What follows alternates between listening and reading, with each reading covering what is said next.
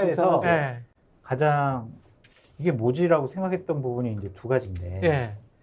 3대 개혁을 노동연금 더 예. 추진하겠습니다. 어. 집권 어떻게? 3년 차에 예. 그럼 지난 아니, 1년 1년 8개월 동안 동안 뭐 했어? 뭐 했나라는 음. 생각도 들고 음. 저출산 문제에 대해서는 보다 더 다른 차원의 예. 해결책이 필요합니다. 그러니까 지금까지 뭐 했나라는 생각이 드는 거예요. 그러니까 그 다른 차원의 해결책이라는 게 뭔지도 얘기를 안 해. 네, 그러니까 응?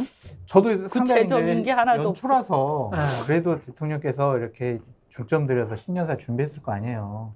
꼼꼼히 읽어봤는데 이게 국정 운영을 할 능력이 있는 집단인가라는 그런 생각이 좀 들더라고요. 맞아요. 그래서 진짜 그런 생각이 들어. 결국에는 한동훈 비대위원장 보내서 당을 윤석열 당으로 바꾸고 만들고. 장악하려고 하는 거기에만 지금 몰두해 계신 것이 그런 것 아닌가. 같아. 그런 걱정. 그리고 저 공산 전체주의하고 뭐 개딸 전체주의 네, 이런 개딸 거 막 전체주의. 얘기하면서 그다음 민주당 야당 막 이렇게 때려잡잖아. 때려잡고 자기한테 뭔가 이렇게 반항하는 저항하는 사람들 때려잡고 뭐 그런 거 아닌가 주로 신경 쓰는 게. 그래서 저도 궁금했던 게 우려스럽더라고요. 2024년도 1월 신년사를 보면서 2025년도 1월 신년사는 어떻게 나올까?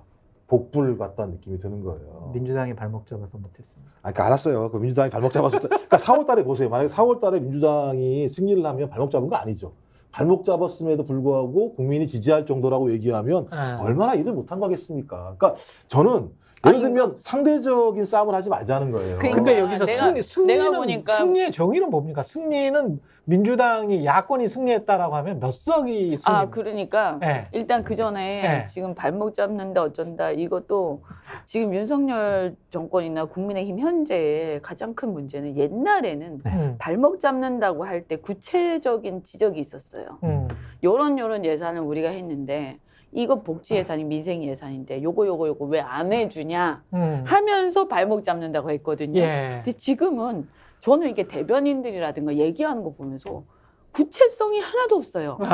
그냥 무조건 그렇게 얘기해. 그렇죠. 그리고 국민을 완전히 바보라는 거죠. 그러니까 듣고 있으면 진짜 기가 막혀요. 아니 무슨 정치 이 정도 레벨의 자리에 있는 사람이 저렇게 허술하게 얘기를 하고 그리고 마구 비판하는 거죠. 무지막지하게 예. 근거도 없이. 근데 그럼 어떻게 해야 이기냐 아까 얘기를 했지만 지금 이제 저는 뭐 이기고 이런 걸 보통 우리가 일반적으로는 150석 하면 이긴다고 얘기를 하잖아요. 예. 근데 이제 지금 현재가 이미 170석이니까 있잖아요. 그럼 예. 이제 이거보다 줄어들면 뭔가 잘한 게 아닌 것 같은 느낌이 딱 들겠죠. 들죠. 그다음에 이제 제가 볼 때는 구체적으로 뭐 야당이나 여당의 승리 여부를 떠나서 국민의 입장에서 이 정권이 지금 이런 식으로 마구 예산을 쓰고 그냥 대책 없이 막 하고 그다음에 철학도 없고 뭐 자꾸 뭐 이렇게 써야 될 때는 또 안 쓰고 이런 식의 국정 운영 이 무능한 운영에 대해서 야 이거 발목 좀 잡아라. 안 되겠다 이거. 이런 식으로 자기한테만 막 쓰고 국민들 민생이나 이런 거 제대로 안 쓰고 이러면 안 되니까 잘 좀 견제를 해서 확실히 좀 더 그다음에 김건희 특검 같은 것도 거부권 자꾸 행사하고 하면 이거 민심에 반하니까 그러니까 특검 같은 것도 통과될 수 있게 제의 요구해도 통과될 수 있게 그러면 200석을 넘겨라. 응? 그러니까 제가 얘기하는 건 뭐냐면 지금 현재 상황에서 변화가 일어나려면 그렇죠. 그건 200석이 넘어야 되는 거죠. 조국 전 장관하고 비슷한 이야기.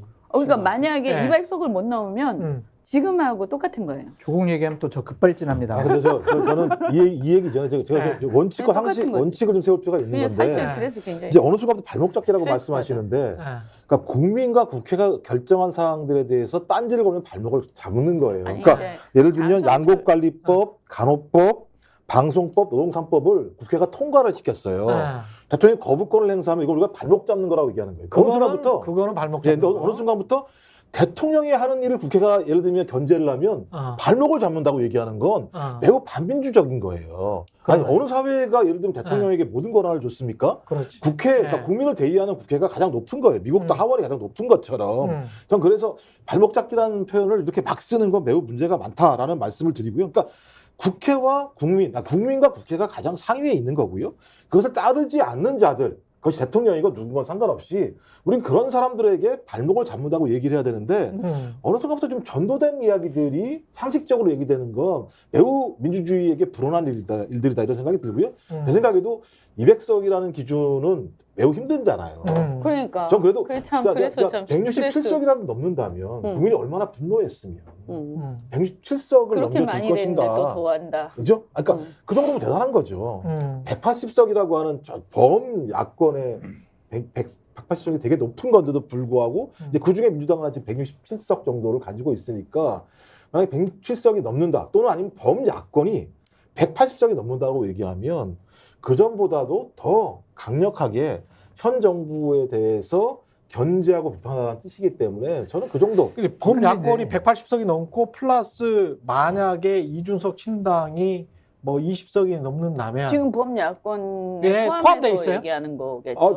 저는 이준석 신당이 범야권인지 그건 정확히 모르겠어요. 아, 아직까지 그러니까. 그렇지, 설명한 맞아. 적이 없기 예. 때문에 예. 제가 얘기하는 그러니까 건 확실하게 이준석 보기는 좀 신당을 어렵- 제외한 범야권이 180석 이상을 정의당 얻는다면, 등등. 네, 다 포함하면요, 뭐 기본소득당 이런 거 다 포함해서 그렇다면 저는 이건 예를 들면 국민들의 어떤 분노가 매우 높다라고 볼 수 그리고 있는 국민의힘에서 조금 이탈표가 나오고 새로운 뭐 이준석 신당에서 뭐가 된다면 대통령이 또 한번 거부권을 행사한다고 하더라도 뭐 그 총선 이후에 또다시 김건희 특검법을 재상정할 수도 있겠습니다. 그렇게 아니, 그러니까 되면 저는 이렇게 예, 봅니다. 예. 이번에 총선 결과에 따라서 다시 그거 해야 될 수도 있다. 다시 내야 될 수도 다시 있다. 내야 될 수도 내용이 있다. 뭐 그 어떻게 해야 되는지 뭐 이게 또 일사부질 이런 게 있으니까. 예. 그죠? 근데 어쨌든 국민의 의사는 만약 여기서 이 상황에서도 야당이 전체가 더 늘어난다. 그것도 뭐 한두 석이 아니라 상당히 의미 있게. 그러면 다시 해야죠.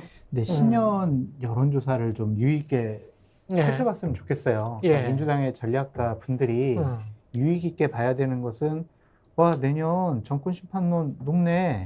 올해 예. 그러니까 작년 올해 이제 여론조사를 쭉 보면은 그리고 총선 전망 민주당이 유리하네. 대통령 부정평가 높네. 여기에 만족하고 안주하면은 그렇지. 자칫 잘못하면 뒤통수 맞을 수가 있어요. 뭔 말이냐면 그렇지. 정권 교체론이 그러니까 정권 심판론이 되게 높고 대통령 부정평가가 높은데 정당 지지율 같은 경우에는 거의 비슷하거나 엎치락뒤치락해요. 맞아요. 예. 그럼 왜 이러한 문제점, 왜 이렇게 국민들이 왜 이렇게 생각하실까?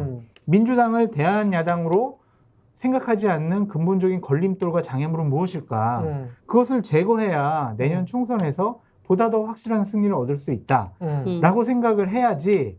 그래, 부정평가 높으니까 우리 그냥 이대로 쭉 가면 우리 승리할 수 있어. 이렇게 안이하게 생각하면 이것도 역사에 큰 죄를 짓는 것이 아니냐.